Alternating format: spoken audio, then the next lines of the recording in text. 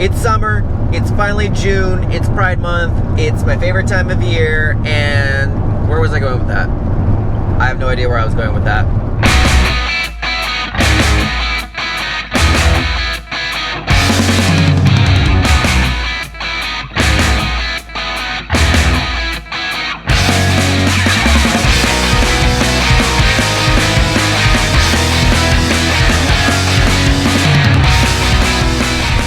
One thing I miss the most after being on the road for 8 or 9 months is the beach. I used to spend every summer in San Diego as a kid, and there's a lot of cool spots that have good memories for me. My first boyfriend actually lived in San Diego when we were 17 years old. Oh, it's one of those prison buses. Dad, are you on there? Oh, my sense of humor is not okay.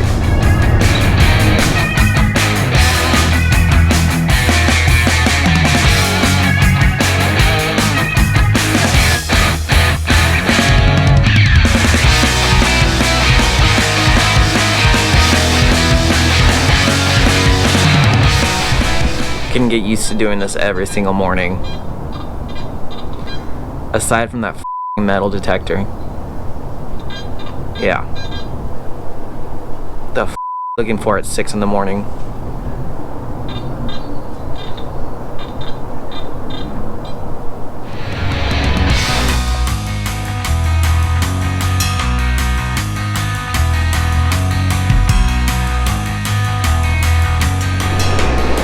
My first boyfriend, he lives really close to the water. So in high school, one of the electives for a class was surfing. Imagine that. 6th period, you go out and you surf. And you get graded for it. You wanna know what my elective was in school? Playing the recorder. This guy over here is surfing at 16 years old. Well, joke's on you, my friends. I know how to play hot cross buns like a mother.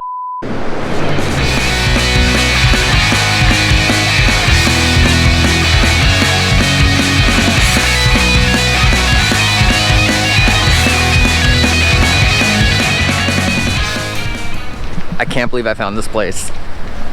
So this is where, when I was 17 years old, me and my first boyfriend went one day. We hung out on these cliffs and just, it was really nice, especially for, you know, first time exploring being homos and being in a relationship together. We had absolutely nothing in common. He was like a straight A student, did after school activities, took care of his younger sister, you know, the real normal shit. And me, I ditched class to drive 2 hours to San Diego to hang out. But it turned out fine. Now I just avoid any kind of real responsibility by non-stop travel. All right, helicopter. We came to these cliffs and he told me he loved me for the first time. And that was pretty cool, I guess.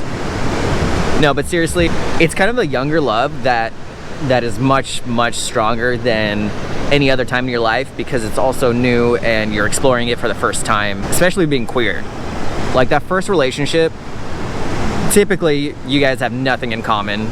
You're just kind of happy that you've met someone that's queer like you and they're attractive. But it still means a lot to you. It's still a relationship, it's still teenage love, and it's cool. The ending of our relationship was actually quite interesting. So we were a really long distance relationship. I lived 2 hours away. That was rough as it is. But then he moved out of state. So of course that wasn't gonna work out and we had to break up. Our last day of hanging out, my mom actually drove me to San Diego. That might be the first time that she met him. And so the breakup happened, we said a goodbye, left on good terms, of course. As soon as I got into my parents' car, I bawled my eyes out. Yeah, that was a rough one. It was a first love and a first heartbreak.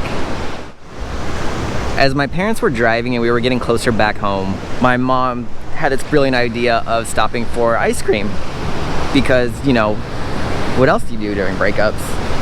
We got in the parking lot of Cold Stones and I guess it was late and they were closing. So my mom went in because I was a mess. I didn't want to go in with my red eyes. She goes up to them and they're like, sorry, we're closed. We're closing. And she said, please, my son just had his first real breakup and he needs some ice cream. They were way cool enough to make one last bowl of ice cream for me. And my mom was super appreciative, so was I. So she tipped them real fat. And when you tip Cold Stones, they're supposed to sing. So my mom tipped them and she said, you know what? Here's an extra tip so you don't sing. She was one of those people that you hate at the end of the night where you're closing and you're like, I don't want to serve anyone else. But it was for a really good reason and she was sweet about it. And that was my very first gay breakup. But that's life. And it obviously meant a lot to me because more than 10 years later, I'm in the exact same spot that we were at. There's something just so rich and so real about exploring things for the first time, like relationships and just everything's so new and it's nice. I think as an adult, we lose that a lot. We become so jaded. Everything becomes repetitive, we know too much about everything. I think that's what this trip is helping me realize. I get to revisit some old stuff, which is really nice. But also I'm seeing a bunch of new I'm creating a bunch of new memories. I'm seeing new places I've never been, roads I've never driven on. And that takes away a lot of the jadedness of being an adult. Everything becomes real again. Not the monotony of going to work every single day doing the same or living in the same place for years and years and just not caring about exploring things anymore. Like, I can't do that. My friend's daughter asked me recently, she said, so you just wake up some days and decide you want to go somewhere and you go? And I've never really thought about it like that, but I said, yeah, I guess so. But she said it like it was such a weird concept to just get up and do what you want. And right now, I wanted to come to San Diego. So here I am. Tomorrow, who knows where I'm gonna be. I don't even know where I'm gonna wanna go. Part of me thinks it's like a really immature way to live life. You think it's okay to just constantly be on vacation. But then the same part of me is like, I think it's really immature to hate your life and do the same monotonous thing every single day, day in and day out. I don't know. Maybe there's a happy medium, but I haven't found it yet. Nor do I really want to, because I'm enjoying this. It's a beautiful day to just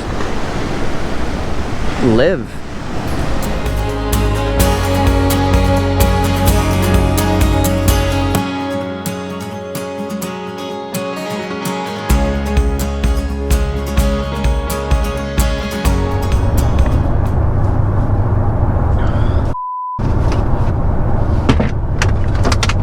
I always get nervous passing Border Patrol stops or agricultural checkpoints with the mannequin because I don't want them to pull me over and think I'm some kind of fucking weirdo.